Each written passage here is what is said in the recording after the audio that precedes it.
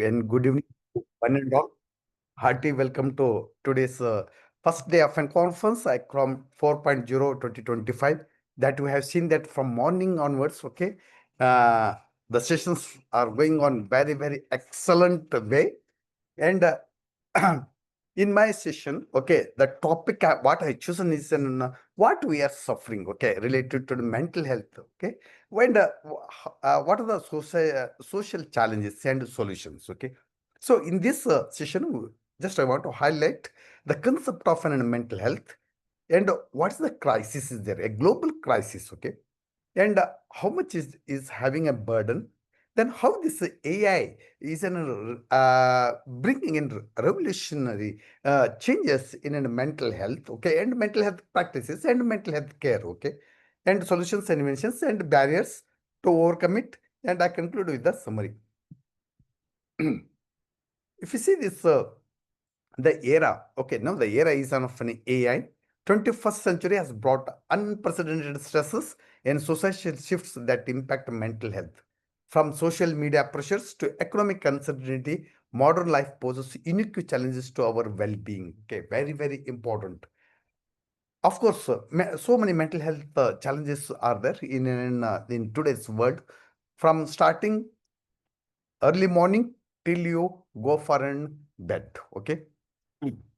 And the innovative solutions emerging to address them. We will see that on which are all the things, whether it is an individual care or in community-based care, and how this technology is changing it.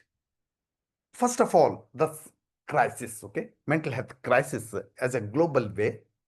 The statistics paint a sobering picture of our global mental health landscape. If you see the statistics according to 2024 WHO statistics, okay, 1 billion people worldwide live with a mental disorder. Any, it is then an neurotic or major disorders, what you call it, psychotic, okay, representing an unprecedented scale of human suffering and that demands immediate attention, okay. You have seen that one now, if you see an overall, every 2 seconds, one suicide is occurring. Okay. And within 10 people, think that one in OPD cases are there. Okay. 2 to 3% of people are having in schizophrenia, and much more than that one, they are suffering from depression. So 1 billion people is affected worldwide with some sort of mental disorders. 1 in 6, okay, years within having a disability, 200 million lives of lost annually, deaths by suicide each year, particularly affecting young people. Okay, those are in the age of 18 to 40. Okay, it's having it's a pandemic nowadays. Okay, 25% is having an impact. Increase in depression and anxiety during COVID did the first year. Okay, that has been continuing. Many mental disorders now cause 1 in 6 years lived with disability globally, while suicide remains a leading cause of death among young people, especially in boys. Okay, COVID-19 pandemic has further enhanced this problem challenges, increasing depression and anxiety rates by over 25% in the first year of an alone. So if you see in statistics, okay, 1 in 5 adults experience mental illness annually, whether it is a neurotic or a psychotic nature, okay, in some sort, okay, a clinically defined mental disorder. Behind every statistic is a human story. This represents millions of people navigating daily challenges, whilst seeking support, understanding, and hope in an increasingly very complex world. What are the challenges we are having for mental health? Okay, mental health challenges rarely exist in isolation because it is a complex web of you see this one, it is a social phenomena or an social aspect, environmental aspect, and systematic factors that compound individual vulnerability and create barriers to recovery. So how this one, because we are not in mental health is not separated from other factors, okay, it is included, especially the climate and environmental impact.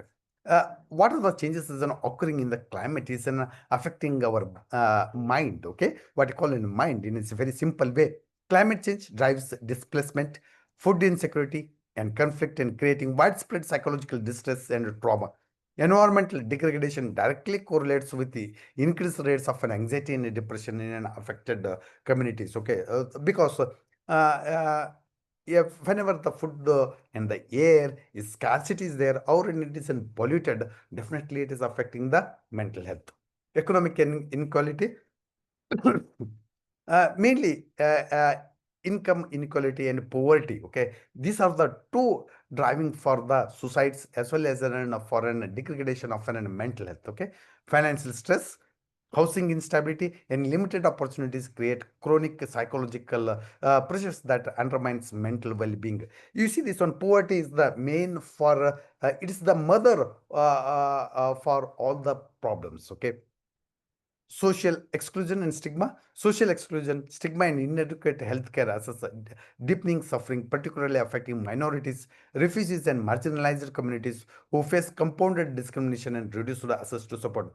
When you name anybody that one, he or she is suffering from depression, okay, usually society will makes them to be in exclusive in nature. Okay, they don't want to bring them into the mainstream of the social fabric. Okay, uh, so they'll be having an inclusivity, okay, having an exclusion from this world, and they have to lead their own life. Okay, so they become as what to say, destitutes, or they will sleep on streets or in the temples, and then they will live the life.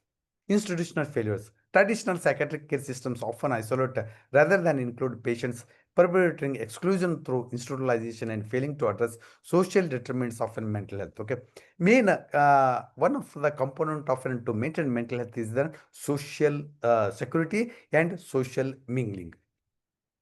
And if you see the today's world, okay, the digital age, the new type of stresses are coming out. Okay, in the 21st century because of an modernization, what you call an AI-induced depression. Okay, our hyper-connected world, while it's offering remarkable opportunities, has also created new pathways to mental distress, especially the digital overwhelm. Okay, if you see in Facebook or in this digital platforms, they will contribute to anxiety, depression, and social isolation. Okay, yeah, when they will use. Okay, uh, uh, as an otherwise you can say that when they are abusing it, okay, in the form of an using, they are becoming is an addiction. Okay, it is a silent addiction, and it is killing them. The pressure for an online validation and comparison with curated lives creates unrealistic expectations and diminished self-worth. Somewhere we are having a procrastination that one I'm not capable of within others. Okay, because of an media. Then economic uncertainty, gig economic instability, housing crisis, and precarious work arrangements increase chronic stress. Young adults face particular challenges within student debt and uncertain career prospects affecting their mental health because of an what you call poor economic status. Youth crisis. Young people bear a disproportionate burden within 44% of an US high schoolers reporting persistent sadness or hopelessness in 2021. Academic pressure is too much. Uh, then social media influence and future uncertainty compound their vulnerability because of if you see then today's very pragmatically the youth is having whatever you do the things you are having scarcity. Okay, there is no jobs. When there is no jobs, yeah, you will be having a social disequilibrium. Then assess inequalities. Mental health resources remain unevenly distributed, particularly affecting the rural communities, low income areas, and minority populations who face both geographic and economical barriers to care. Okay. If you see the statistics, almost all the tertiary care hospitals, okay, for on psychiatric or in a mental health related are situated in the district or in capital cities. But in the remote area, it is very, very negligible. So the digital revolution has fundamentally altered how we connect, work, and pursue ourselves, creating new forms of psychological pressure that require innovative approaches to mental health support. Okay, if you see that we are connecting digitally, everything has become digitally. Somewhere we are losing the real human connectedness. because of an losing human connectedness. Okay, we are suppressing our feelings, then emotions, that is affecting the individual's health. So how this mental health care is from an institutions to community to bring, because of this shift. Okay, a paradigm shift is occurring in mental health care, because we thought that an earlier is an institutionalization, then we brought the concept of an deinstitutionalization. Deinstitutionalization is nothing but we have to keep the patient to the in the society. Okay, because when in the society is there, they learn, they adopt it very early, than the when you keep the patient in institutions for a long time. Then low threshold access, implementing accessible entry points, including drop-in counseling services, peer support networks, and community-based psychotherapy that reduce barriers to seeking help. Okay, here we can make use of an technology, so they can self assess it, and they can make utilize of this technology, because the barriers are there. Nobody wants to visit the psychiatrist or a mental hospital voluntarily, because if you go to a mental hospital, they will think that you are mad. But they are very happy to visit a dental clinic.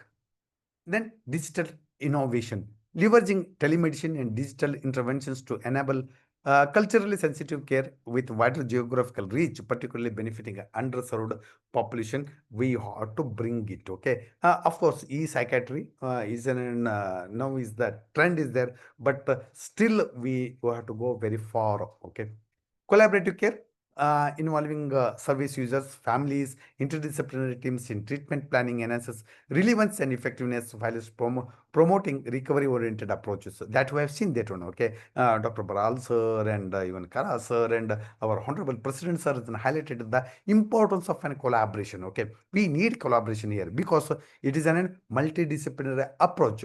To bring a smile on a mental patient is a great what to say, uh, journey. Okay, great journey it is. So you can use nowadays an AI tools in an mental health overall, like an headspace you can use for an calming your mind. You can go for an meditation, and you can search the therapist Vyasa, Uper, then Mindser. Okay, O-bot is there. Means if you want to check your own depression scale, okay, you can go for it. Checking the anxiety and also how to overcome it. Calm, character.ai, MOB, then heaviness, then lay. Okay, this will helps you to know that one where I am. Okay, whether I am healthy, mentally healthy or not, and what symptoms I am having, then how to overcome it. So we need and solutions for it. Okay, because everybody in one or other way is suffering from a mental illness related symptoms. Okay, scientific advances scientific advances and policy innovations are creating new possibilities for mental health treatment and prevention, offering hope for more effective and personalized approaches to care.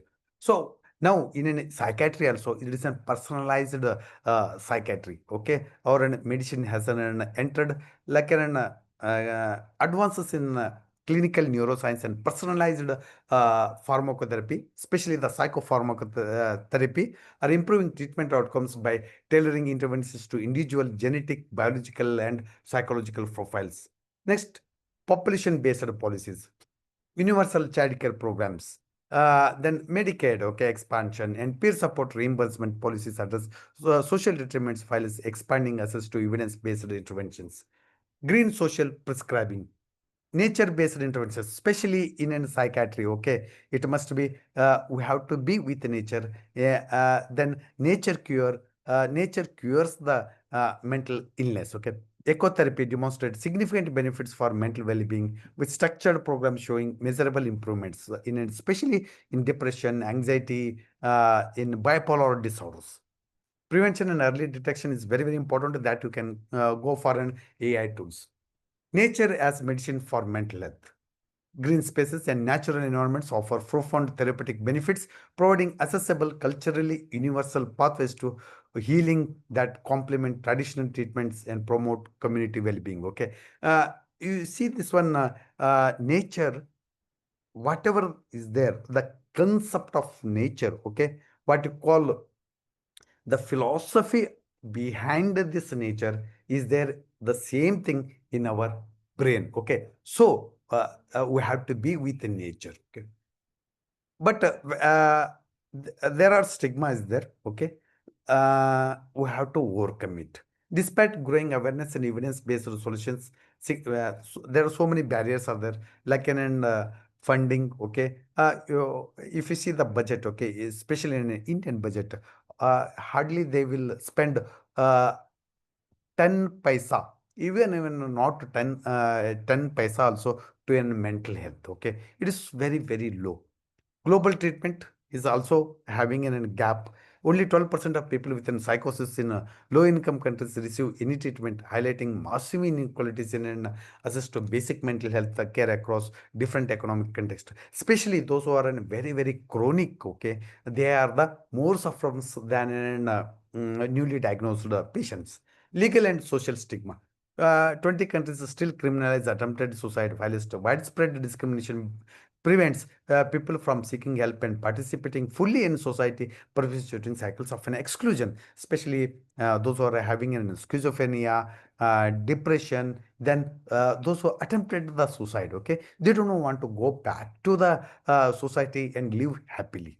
So we have to reform it and we have to overcome it. How can overcome? Okay, if you see this one, what's the call of action for it? Always highlight the human rights. Mental health is integral to overall health, human dignity, and social justice. How a normal patient is having the rights, the same the mental illness patient is also having it. Okay, this you have to accept it. We need an policy reform. Governments must prioritize mental health in healthcare and social policy. Now they brought it in like in wellness centers, okay, but still it is not so practically useful. Community action. Local communities can create supportive environments and reduce stigma. We have to accept it. Okay, those who are there, those who are very chronic depression or in schizophrenic, usually we don't want to go we don't want to serve them because we are not accepting. But the change in the mindset isn't required. Healthcare innovation, healthcare systems must embrace evidence-based, person-centered approaches. Okay, for an at least for an preventable psychiatry. Individual responsibility. Each person can contribute to mental health awareness and support. How to live, okay, happily. Then how to overcome the stress, especially the distress, okay, than the eustress, okay. How to manage it. This has to be noted. Investing in mental health is investing in a better future of all. If you are healthy mind, it gives rise to uh, good output. Okay, through collective efforts spanning governments, communities, and healthcare systems and individuals, we can transform today's challenges into tomorrow's opportunities for hope, healing, and human flourishing. Okay, so we need in technology, we need in collaboration, because mental health treatment is a multidisciplinary treatment approach. The path forward requires both courage and compassion. Courage to challenge existing systems that perpetuate inequality, and compassion to create new models of care that honor the dignity and potential of every person affected by mental health challenges. Always keep it in mind that nobody is immune to mental illness. With this one, I end today's session. Thank you, one and all. Thank you. Thank you, sir, for giving an opportunity.